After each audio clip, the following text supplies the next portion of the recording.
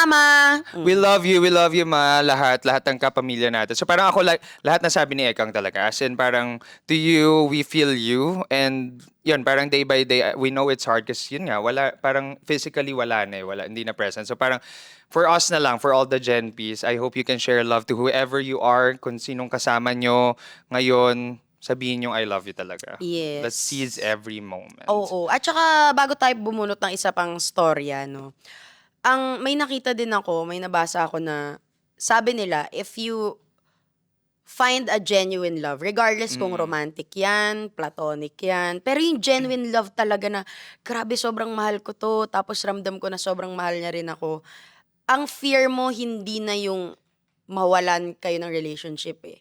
Ang fear mo na yung mawala yung tao. 'Di ba? You Yeah. will never be ready. As in, ako yan ang pinakatakot ko sa mundo, yung mawalan ako ng mahal sa buhay. Yes. Kasi, ang hirap talaga, like, kahit anong gawin mo, wala na talaga, yun na yun, wala na. So, wag natin sayangin yung oras natin. Yun. Woo! Ang bigat nun, pero yeah.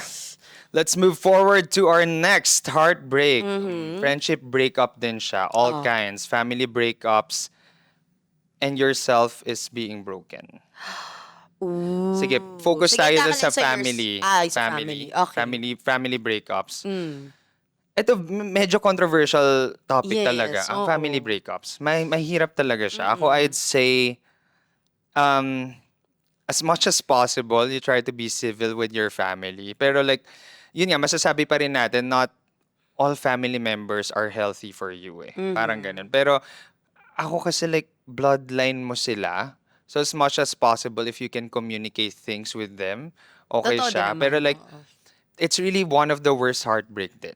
Yung mga family breakups talaga. So, Oo. parang sige, let's put in a situation na yung mga nababanggit nga namin ni Ekang sa season 1. Parang yung parents, breakup ng parents, etc. etc. So parang, ang bigat lalo na kapag parents eh. Kasi parang kami like, hindi kami naging ganito agad, Gen Bs. Parang, we were also broken nung time na nangyari yun. Parang, you needed guidance at the time na kailangan mo siya eh. So parang, ako, it's really heartbreaking and it's really shattering siya ng buong pagkatao mo. Because, saan ko hahanapin yung guidance na kailangan ko while I'm walking in this earth? Ako naman siguro ang masasabi ko, yung para naman dun sa mga outsiders, 'di ba? Parang hindi tayo iiyak kasi 3 pa i-shoot natin today.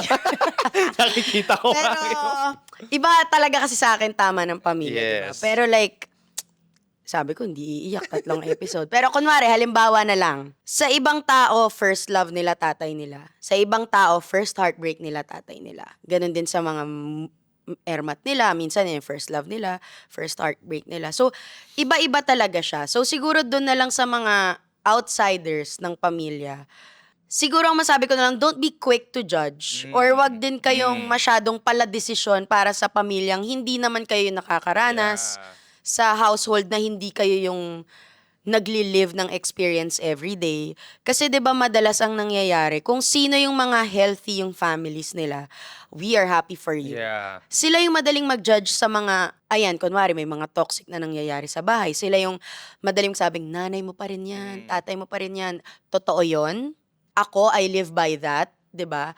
Pero I wouldn't require anyone na lalo kung alam ko yung pakiramdam, hindi ko ire-require na kung ano yung ginawa ko, yun din yung dapat nilang gawin. Kasi hindi siya compassion. Kung tingin nyo compassion yun, hindi po siya ganun. Para nagiging self-righteous tayo na dahil lang nangyari sa akin, nagawa ko, kaya mo rin. Hindi ganun eh. 'Di ba? And hindi rin naman ibig sabihin na kung halimbawang hindi nila gagawin yung ginawa mo, nang bastos na rin sila.